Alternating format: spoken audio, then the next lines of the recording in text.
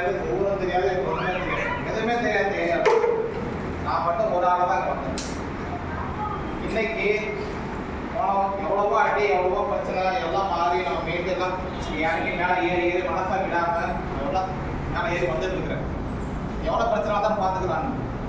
எவ்வளோ 3வது வருஷம் முடிஞ்சு 4வது வருஷம் ஸ்டார்டிங் ஆகும். எனக்கு என்ன ஒரே சந்தோஷமா இன்னைக்கு இவ்வளோ சொந்தங்கள் எனக்கு இருக்கிறேன். ஏதாவது ஒரு ஃபங்க்ஷனை நான் இது வாங்கிட்டு வரவா, நான் அது வாங்கிட்டு வரவா, நான் இது செய்யவா அது செய்யவா அப்படிங்கிறாங்க. அந்த ஒரு சந்தோஷம் எனக்கு ரொம்ப பிடிச்சிருக்கு. கீழே பார்த்தீங்கன்னா இவ்வளோ ஃபேமிலி கீழே உட்காந்துருக்குறாங்க. இனி வர வேண்டிய ஃபேமிலி வந்துட்டு இருக்கிறாங்க. ஒரு ஃபங்க்ஷன் சாதாரணமாக தான் ஆரம்பிச்சாங்க. வேண்டான்னு சொன்னாங்க. இது நாங்கள் ராவும் பகலும் கஷ்டப்பட்டு நாங்கள் வேலை செய்கிற வேலை. சாதாரண ஒரு வேலையாக இருந்ததுன்னா 10 மணிக்கு 6 போயிட்டு எத்தனை மணிக்கு வந்துடுவாங்க? 6 மணிக்கு வீட்டுக்கு வந்துடுவோம். அப்படித்தானே வேலைக்கு போவாங்க. நாங்கள் அப்படி இல்லை. நாங்கள் நினைச்ச நேரம் கூட வேலை செஞ்சுட்டே இருக்கிறோம். 1 மணிக்கு நாங்கள் கூப்பிட்டாலும் 1 மணிக்கு நாங்கள் போகணும். 1 மணிக்கு பேஷண்ட் ஏற்றி உட்காந்துட்டாங்கன்னா 1 மணிக்கு ஏற்றி பார்க்கணும். பார்க்குறீங்கல்ல, 24 ஹவர்ஸ் எங்களோட ஒர்க்.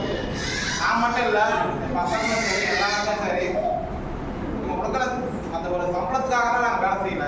சரிங்களா? இந்த இதெல்லாம் பணம் போட்ட பணத்தை வேற ஏதாவது இன்வெஸ்ட்மெண்ட் போட்டதை நம்மளே எப்போ எடுத்துகிட்டு போயிருக்கணும். சரிங்களா? சில பேர் நினைப்பீங்க நான் காசு கொடுக்குறாங்க, நீ கொடுக்குற காசு உங்களுக்கு சாப்பாட்டுக்கும் அதுக்குள்ளே சரியாக போயிடும். சரிங்களா? எல்லாமே அந்த ஃபேமிலியாக வந்துருக்கவங்க எல்லாருமே அவங்களுக்கு தெரியும் என்னென்ன கண்டிஷன் இருக்கணும். இன்னைக்கு நம்ம சாதாரணமாக வச்சுருந்தோம்னா அங்கே வந்திருப்பாங்களா? நீங்கள் யோசனை பண்ணிப்பாரு. நாங்கள் பணம் வாங்கிட்டோம் நாங்கள் பண்ணியிருந்தோம்னா எங்களை நம்பி யாராவது வந்திருப்பாங்களா? இத்தனை பேர் வருவாங்களா? இப்போ நீங்களும் அதில் புரிஞ்சுங்க. நீங்களும் அடுத்த வருஷம் நீங்களும் வரும்போது நீங்களும் அதில் விட்டுட்டு நல்லபடியாக ஒரு ஃபேமிலியாக இதேமாரி ஒரு இடத்துல நான் இருந்து நான் உட்காந்து நான் வந்தேன். நான் தான் சரிங்களா? என்னை வேணானே விட்டுட்டு வைஃபெல்லாம் போகிற கண்டிஷன் கடைசியாக என்னை விட்டு வேட்டவே நானே ஓடுவேன். என்னை விட்டுட்டு போயிடு. நான் அவ்வளோ தூரம் ரொம்ப கஷ்டப்பட்டு எதுவுமே இல்லாமல் சாப்பாட்டுக்கு வழி இல்லாமல் கடைசியாக இருந்து ஒரு சென்டருக்கு போய் இருந்து இப்போ வந்து பேசிட்டு போனாங்க. அவங்க தான் அங்கே இருந்தார். அங்கே தான் நான் போய் இருந்தேன்.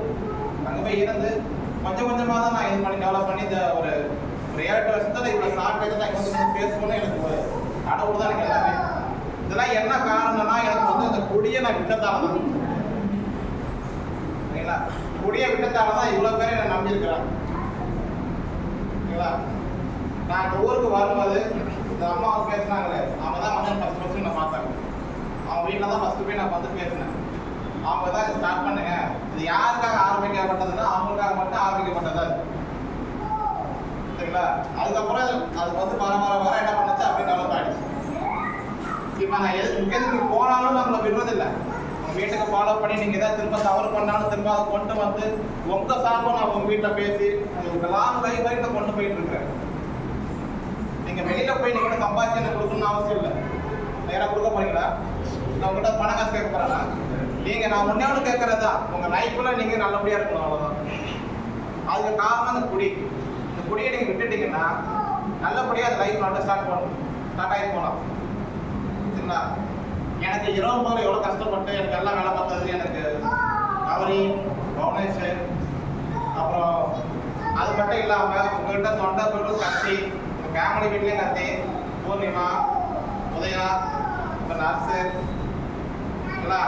எல்லாருக்கும் நான் நன்றி சொல்லிக்கிறேன். ஏன்னா இது என்னுடைய ஒர்க்கு மட்டும் கிடையாது.